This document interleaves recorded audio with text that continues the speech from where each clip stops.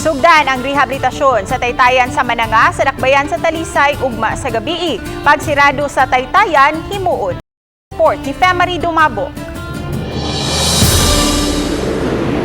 Gipahimangnuan na sa City of Talisay Traffic Operations Development Authority kon City Toda ang mga motorista ug katong adunay mga katuyuan ugma sa gabii nga moagi sa Mananga Bridge sa pagplano sa ilang mga lakaw. Kay sugod sa alas 9 sa gabi hangtod sa alas 4 sa kadlawon, sirad-an ang usa ka habig sa Taytayan.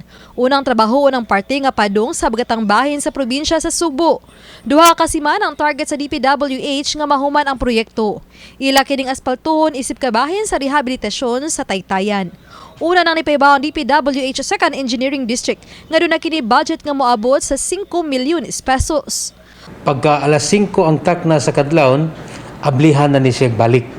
So once gani nga mahuman og trabaho ang dan nga paingon og south, isunod na sa dayon ang dan paingon og north, paingon og Cebu City. Usa sa napadlantawan sa City Toda mao ang posibleng pagdaghan sa mga sakinan nga moagi sa SRP. Ilabi na ugma sa gabi tungod sa mga manguliay ug mangbakasyonay sa probinsya karong weekend. Mao ang gipangandaman na usab kini sa City Toda.